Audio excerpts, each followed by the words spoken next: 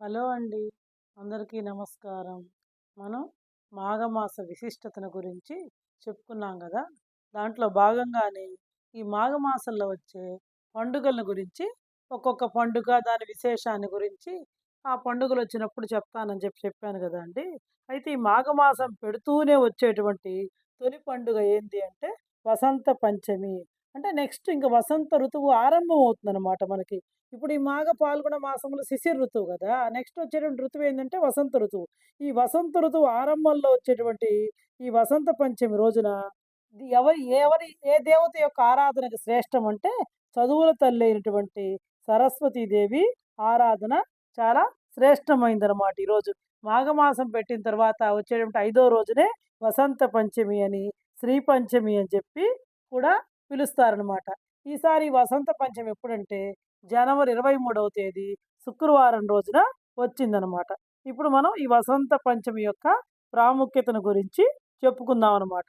ఈ పంచమి తిథి అనేటువంటిది సూర్యోదయంతోటి ఉండాలనమాట ఆ రోజు. రేపు శుక్రవారం కాబట్టి మనకి 10:30, 12 రాహుకాలం కాబట్టి వీలైనంత వరకు 10:30 లోపలే పూజ చేసుకోవడం మంచిదనమాట. ఎందుకంటే ఈ సరస్వతి అమ్మవారి ఆశీస్సులు ఎవరికొద్దండి? ప్రతి ఒక్కళ్ళకి గావాలి. ఎందుకంటే విద్య ఉంటేనే కదా ధనం వచ్చేది. విద్యా దదాతి వినయం వినయాద్యాతి పాత్రతాం పాత్రతా ధనమాప్నోతి ధనమర్థం ఇదం సుఖం అనమాట. కాబట్టి ఎవరికైతే ఈ సరస్వతి దేవి ఆశీస్సులు ఉంటారో వాళ్ళ జీవితాల్లో అజ్ఞానం అనేటువంటి చీకట్లు తొలగిపోయి జ్ఞానం అనేటువంటి వెలుగులు నిండుతాయన్నమాట వాళ్ళ జీవితాల్లో. అందుకే ఇంకా ఈ వసంత పంచమి రోజున సంగీతము, కళల దేవత, విద్యా దేవత అయినటువంటి సరస్వతి దేవికి ప్రత్యేకంగా చాలా విశేషంగా పూజలు నిర్వహిస్తారనమాట. ఈ వసంత పంచమిని మన తెలుగు రాష్ట్రాల్లోనే గాకుండా దేశంలోని అనేక ప్రాంతాల్లో గూడా జరుపుకుంటారనమాట. వాగీశ్వరి జయంతి అని, రతికామ మహోత్సవం అని, వసంతోత్సవం అని జెప్పి ఇలా రకరకాల పేర్లతోటి ఈ శ్రీ పంచమి ఈ శ్రీ పంచమి రోజున అనేక ఉత్సవాలు నిర్వహించడం అనేటువంటిది సంప్రదాయంగా అనాది నుంచి వస్తోందనమాట. కాబట్టి పరమ పవిత్రమైనటువంటి ఈ శ్రీ పంచమి, వసంత పంచమి రోజున ప్రతి ఒక్కళ్ళు గూడా కొన్ని పనులని ఖచ్చితంగా చేయాలని జెప్పి మన పెద్దలు చెప్తూ ఉంటారనమాట. అవేంది అంటే ఎందుకు ఎందుకు చెయ్యాలి అంటే అలా చేయడం వల్ల మనకి ఆ సరస్వతి అమ్మవారి యొక్క అనుగ్రహం అనేటువంటిది మనకు లభిస్తుంది. ఖచ్చితంగా లభిస్తుందని చెప్పి మన యొక్క పెద్దల యొక్క విశ్వాసం అనమాట. కాబట్టి ఈ సరస్వతి పూజ చేయాలి ఖచ్చితంగా ఈరోజు. ఆ సరస్వతి పూజ చేసే సమయంలో కొత్త పుస్తకాలు, పెన్ను లేదా పెన్సిల్ మీరు ఏవైతే ఉపయోగించుకుంటారో మీకు చదువుకు సంబంధించి అవన్నీ కూడా అమ్మవారి దగ్గర పెట్టి చక్కగా పూజించుకోవాలి. ఇంకా అదే విధంగా కొంతమంది సంగీతం పాడేవాళ్ళు ఉంటారు కదా! కళలకు ఉపయోగించే వస్తువుల్ని కూడా పూజిస్తారనమాట. అంటే ముఖ్యంగా వీణ, ఇలాంటి వయోలిన్, సంగీత పరికరాలు ఉంటాయి కదా! వాటిల్ని కూడా ఈరోజు విశేషంగా పూజిస్తే ఆ కళల్లో వాళ్ళు నిష్ణాతులవుతారని చెప్పి ఇంకా మామూలుగా నిష్ణాతులైన వాళ్ళే ఉంటారు. ఇంకా మరింత నిష్ణాతులయ్యి సరస్వతి అమ్మవారి యొక్క అనుగ్రహం వాళ్ళకి లభిస్తుంది అని చెప్పి నమ్మకం అనమాట. ఇంకా ఈ వసంత పంచమి రోజున దేవాలయాలతో సరస్వతి దేవి ఆలయాలతో పాటు ఇంకా స్కూల్సు, కాలేజెసు ఇలాంటి వాటిల్లో కూడా ఎక్కువగా పిల్లలందరికీ కూడా సరస్వతి దేవి యొక్క అనుగ్రహం కలగాలని చెప్పి విశేషంగా సరస్వతి పూజల్ని నిర్వహిస్తూ ఉంటారనమాట. అయితే ఈ వసంత పంచమి, ఈ శ్రీ పంచమి రోజున అమ్మవారిని ఎలా పూజించాలి? ఆ రోజు ఏం చేయాలంటే ప్రతి పండక్కి మనం చేసేటువంటి పని ఏందంటే సూర్యోదయానికి ముందరే నిద్ర లేవాలి, శుభ్రంగా స్నానం చేయాలి, తర్వాత శుచిగా మంచి బట్టలు కట్టుకోవాలి.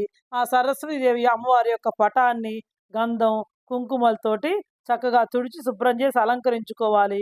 ఇంకా ఆ సరస్వతి అమ్మవారిని పసుపు రంగు పూలతోటి సరస్వతి అమ్మవారి యొక్క అష్టోత్తర శతనామాలతోటి అర్చించాలి అనమాట. ఎందుకంటే చూడండి ఇది మాఘ పాల్గొన మాసములు శిశిర ఋతువు. చెట్ల ఆకులన్నీ రాలిపోతాయి. నేలంతా కూడా ఎట్లా ఉంటుందంటే పసుపుమయంగా ఉంటుంది. పసుపు మన తివాచీ బరిచినట్టుగా ఉంటుంది. ఆకులన్నీ కూడా ఇదైపోతాయి కదా! పసుపు పచ్చగా వచ్చి రాలిపోతూ ఉంటాయి కాబట్టి అమ్మవారిని కూడా చక్కగా ఈరోజు పసుపు రంగు అంటే సువర్ణం బంగారపు రంగు కాబట్టి ఆ పసుపు రంగు పూలతోటి అష్టోత్తర శతనామాలతోటి అర్చించాలన్నమాట. అలాగే పసుపు రంగు వస్త్రం, పసుపు రంగు వస్త్రాన్ని కూడా వీళ్ళు ధరించి చక్కగా అమ్మవారిని పూజించొచ్చు అనమాట. ఇంకా అమ్మవారికి చక్కెర పొంగల్ని, ఇంకా లేదా పులిహోర ఇలాంటి వాటిల్ని అమ్మవారికి నైవేద్యంగా ప్రసాదంగా తయారు చేసి అమ్మవారికి నైవేద్యం పెట్టొచ్చనమాట. ఇంకా ఈరోజు అమ్మవారికి ఇష్టమైనటువంటి కుంకుమ పువ్వు కలిపినటువంటి పాయసాన్ని అమ్మవారికి నివేదించి అందరికీ కూడా పంచిపెట్టాలనమాట. ఇంకా ఈ సరస్వతీ దేవి యొక్క ఆశీస్సులు పరిపూర్ణంగా లభించాలంటే అమ్మవారిని అనేక స్తోత్రాలుంటాయి గదా! సరస్వతి దేవి స్తోత్రాలు. సరస్వతీ నమస్తుభ్యం వరదే కామరూపిణి అనేటువంటి ప్రార్థనా శ్లోకాలు, ఇంకా సరస్వతిదేవి యొక్క ద్వాదశ నామ స్తోత్రం, సరస్వతి అష్టోత్తరము, ఇంకా మీకు శక్తి ఉంటే సహస్రనామాలు వీటన్నిటితోటి కూడా చక్కగా పూజించొచ్చనమాట. ఇంకా అంతేకాదనమాట ఈ జ్యోతిష్ శాస్త్ర ప్రకారము చంద్రుడు, గురువు, శుక్రుడు, బుధ గ్రహాలు ఈ దోషాలు గనక ఎవరైనా ఉంటే వాళ్ళు గనక ఈ వసంత పంచమి, శ్రీ పంచమి రోజున పూజలు చేయడం వల్ల ఆ గ్రహాల యొక్క ప్రతికూల ప్రభావం నుంచి కూడా తప్పించుకోవచ్చు. అంటే మనకు జ్ఞానం కలుగుతుందనమాట.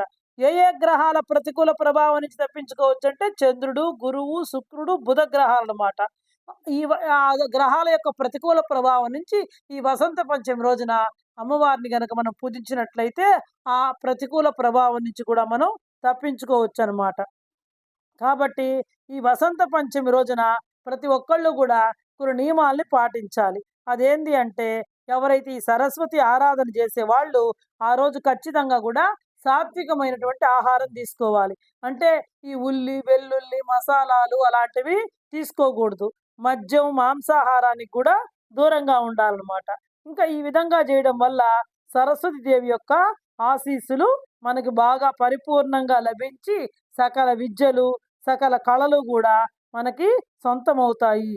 ఇంకా విద్యార్థులు కూడా పరీక్షల్లో మంచి విజయాల్ని కూడా వాళ్ళు సొంతం చేసుకుంటారు. మంచి విజయాల్ని కూడా పొందగలుగుతారనమాట. ఇంకా ఈ వసంత పంచమి రోజున, శ్రీ పంచమి రోజున కొత్తగా విద్యాభ్యాసం ప్రారంభిస్తారు చూడండి. వాళ్ళకి చిన్న పిల్లలకి అక్షరాభ్యాసం చేపిస్తారు. ఎందుకంటే ఈరోజు కనుక వాళ్ళ విద్యాభ్యాసం మొదలు పెడితే వాళ్ళు ఉన్నత విద్యావంతులు అవుతారనేటువంటి నమ్మకంతో ఈ రోజున చిన్నపిల్లలకి ఆ సరస్వతీదేవి యొక్క సమక్షంలో అక్షరాభ్యాస కార్యక్రమాల్ని నిర్వహిస్తారనమాట. చూడండి ఇంకా ఆలయాల్లో అయితే మనకు దగ్గరలో ఏం ఆలయాలు తెలంగాణలో ఈ వసంత పంచమి రోజున బాసర సరస్వతీదేవి అమ్మవారి ఆలయం గోదావరి నది ఒడ్డున ఉంది. చాలా ప్రసిద్ధమైనటువంటి ఆలయం. ఇంకా వర్గల్ వంటి ఆలయాల్లో అమ్మవారికి విశేషంగా ప్రత్యేక పూజలు జరుగుతాయన్నమాట. అలాగే సరస్వతీదేవి సమక్షంలో ఆ అమ్మవారి యొక్క గుళ్ళల్లో కూడా అక్షరాభ్యాసాల్ని చాలా ఘనంగా నిర్వహిస్తూ ఉంటారు.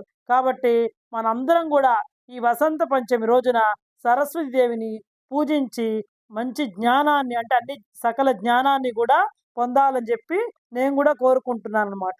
ఎందుకంటే ఆ చదువుల తల్లి యొక్క దీవెనలు మనందరి మీద ప్రతి ఒక్కళ్ళ మీద కూడా ఉండాలని కోరుకుంటూ ఈ వీడియోని ఇంతటితోటి ముగిస్తున్నాను.